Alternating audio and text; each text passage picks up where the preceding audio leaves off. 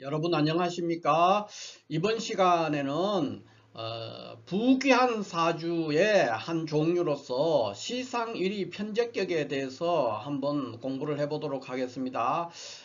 보통 우리가 부귀한 사주 이렇게 얘기하면은 시주에 뭔가가 있는 것을 얘기하는 경우가 굉장히 많습니다. 그래서 그 중에 하나가 시상일이 편제격이고요.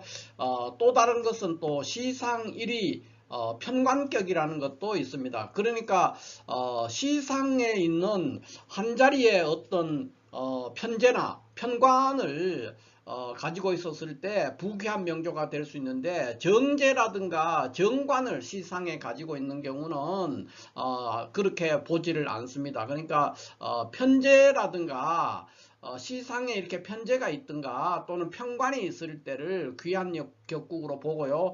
또 월상에 있는 편관도 부귀한 격국으로 분류를 할 때가 있습니다. 구조에 따라서 달라지죠. 그런데 이 시상일이 편제라는 것이 도대체 무엇이냐 했을 때, 말 그대로 시상에 한 자리에 편제가 있다, 한 개의 편제가 있다, 이런 얘기입니다. 그러니까 이거를 이제 잘못 이해를 하면은, 시상일이 편제라는 말을 잘못 이해하면은 시상이니까 위상자를 떠올려 가지고 시간에만 편제가 있는 경우를 시상일이 편제다 이렇게 오해를 하기가 쉽습니다. 그런데 실질적으로 연애자평에서 예시를 들고 있는 시상일이 편제는 반드시 시상, 그러니까 시간에 있는 것으로만 평가를 하지를 않습니다. 그러니까 어떤 거냐 하면은, 시간에 편제가 있어도 되고 시지에 편제가 있어도 성립이 한다는 것이죠. 예를 들면 이런 거예요. 신묘일주가 시지에 신묘 이렇게 돼 있으면은, 이런 경우에는 이제 시지에 편제가 있어요. 이렇게 해도 시상일이 편제가 됩니다. 그러니까 여기에서 우리가 시상일이 편제라고 할 때는 반드시 시간에 있는, 시상이라고 하니까 시주의 위쪽이다 이렇게 이해를 할 수가 있죠. 시주가 있는 데서 시주 위쪽, 위상자를 생각해서 이렇게 해석을 하기가 쉬운데, 그렇지가 않고 시주에, 뭐 여기서 시상이라는 건 시주에 이런 뜻입니다. 시주에 편제가, 사주 안에서 시주에만 편제가 있다는 거예요. 쉽게 말해서 그런 경우에는 부귀한 격국이 될 수 있다 이렇게 보는 것이죠. 그러니까 조건이 여기 시상이라는 것은 시주다 이렇게 이해를 하면 됩니다. 시주니까 시간에 편제가 이렇게 있어도 되고 또 시지에 편제가 있어도 된다는 거예요. 그러니까 조금 전에도 제가 설명을 드렸다시피 신묘일주가 신묘시주가 됐다 이러면은 시지에 편제지만은 이때도 시상일이 격국만 구성이 돼 준다면은, 이런 경우에도 시상일이 편제다 이렇게 표현을 할 수가 있습니다. 핵심은 뭐냐면은, 시상에 편제가 있다는 것은 뭐 물론 그게 있어야 되지만은, 시상에 단지 편제가 있다는 것만으로 부귀하지는 않습니다. 그러니까 시상에 편제가 있으면서 동시에 사주의 격국이 이루어져야 돼요. 격국이 그러니까 어떤 격국으로 제대로 격국이 정상적으로 격국이 성격돼야 된다는 거예요. 성격되면서 시간에 이렇게 편제가 있을 때, 그때를 우리가 시상일이 편제다 이렇게 얘기하지, 단지 시상에 편제가 있다는 것만으로 매우 부귀하다 이렇게 보기는 매우 어렵습니다. 그러니까 이런 부분을 잘 이해를 하고 사주를 볼 때 참조를 해야 됩니다. 그래서 시상일이 편제격의 조건은 뭐냐면, 시상에 한 자리만 편제가 있어야 된다는 거예요. 그러니까 시간이든 시지든 시주에만 편제가 하나 있어야 되고, 그 다음에 연이나 월이나, 그러니까 연이나 월이나 일에는 편제가 없어야만이 시상일이 편제격이다 이렇게 본다는 겁니다. 그러니까 핵심은 시상에만 한 자리에 편제가 있어야 된다 하는 것이 조건이고요. 그 다음에 천간으로, 그러니까 이 비겁을 만나면 안 됩니다. 천간에 이렇게 있는데 병정을, 이런 사주라면 병정을 만나면 안 된다는 거죠. 비겁을 만나면 시상에 있는 한 자리만 투출되어 있는 이 편제가 병정에 의해서 합극돼서 손상을 당하게 됩니다. 그래서 비겁을 만나면 안 된다 이렇게 되고요. 그 다음에 정관과 인수를 만나는 것을 좋아한다 그랬습니다. 당연하지 않습니까? 시상에 있는 재성이 있는데 정관과 인수를 보면 보면은 당연히 상신들을 만날 수 있으니까 좋은 거예요. 그러니까 희신을 만나는 거죠. 그 다음에 시상 1위 편제격은 반드시 일간이 강해야 돼요. 그러니까 시상 1위에 있는 편제는 편제 자신도 힘이 있어야 되지만은 일간이 매우 힘이 있는 일간이어야 되는, 그러니까 신강제왕 또는 신왕제왕한 사주가 시상의 한 자리의 편제를 가지고 있으면은 매우 부귀한 격국이 될 수 있다, 이렇게 해석을 할 수가 있죠. 그러니까 다시 한번 정리를 하자면은, 첫 번째, 시상의 편제가 이때 사주의 격국이 성격돼야 됩니다. 격국이 이루어지지 않고 파격되어 있는데 시상의 편제가 있다 해서 부귀하게 절대로 되지 않습니다. 그러니까 반드시 사주의 격국이 먼저 이루어지고 난 다음에, 그 다음에 시상의 한 자리의 편제, 그러니까 여기서 시상이라고 하는 것은 시간만을 얘기하는 것이 아니고 시주에, 그러니까 시간이든 시지든 상관이 없습니다. 그러니까 시간이든 시지든 거기에 한 자리의 편제가 있어야 된다, 이렇게 보는 것이고요. 그 다음에 비겁을 만나면 안 되고 정관과 인수를 만나면 좋고, 이왕이면은 일간도 강하고 제도 왕한 상태, 그런 것들을 시상일이 편제격의 성립 조건이다, 이렇게 정리를 할 수가 있겠습니다.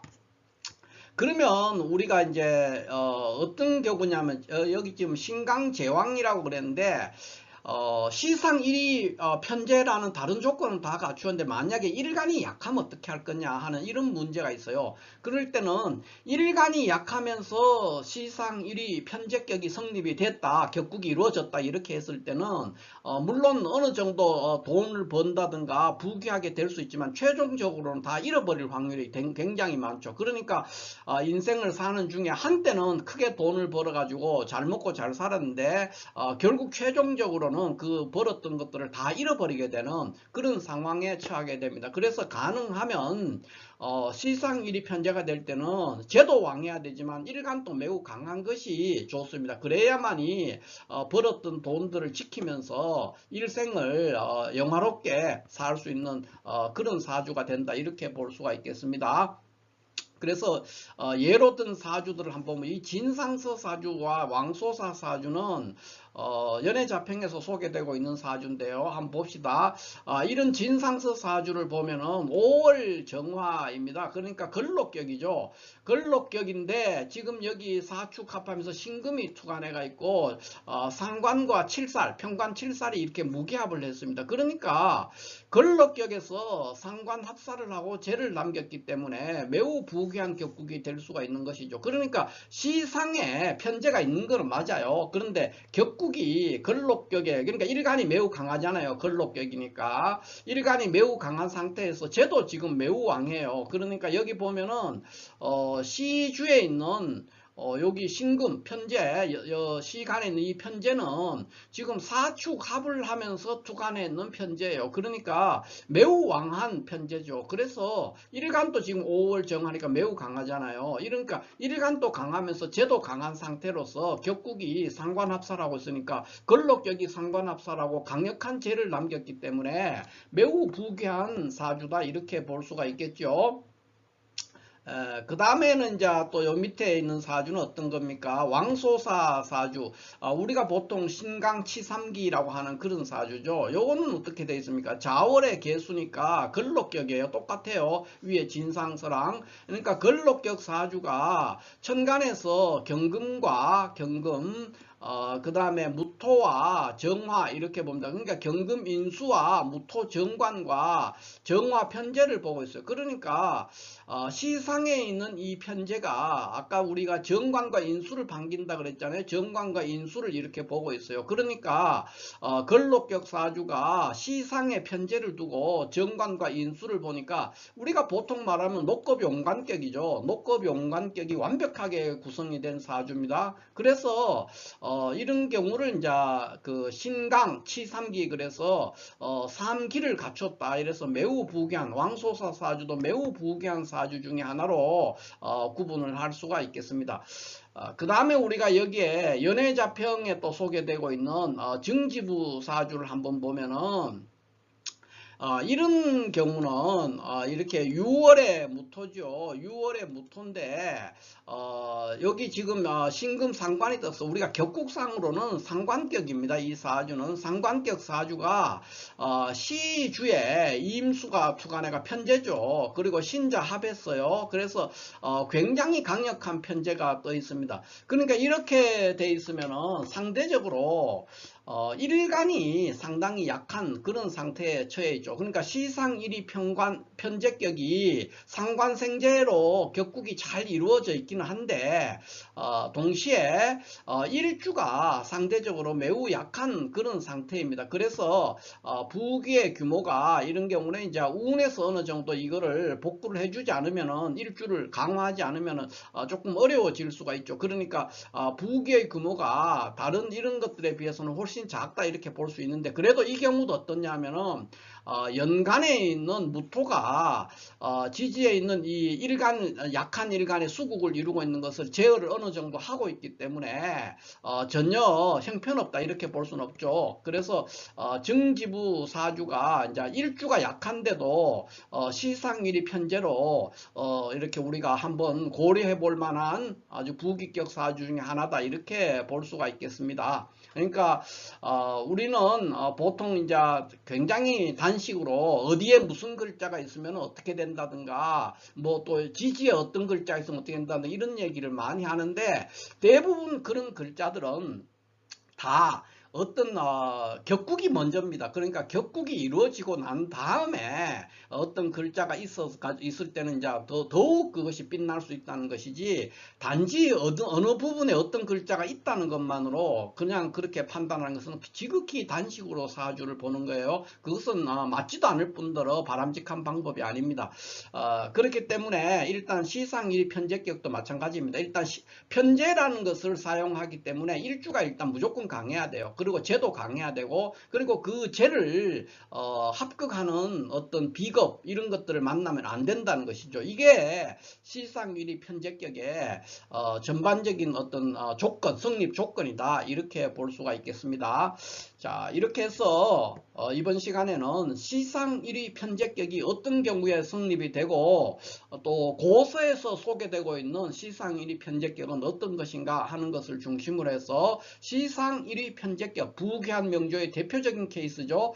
시상일이 편제격에 대해서 한번 공부를 해봤습니다. 감사합니다.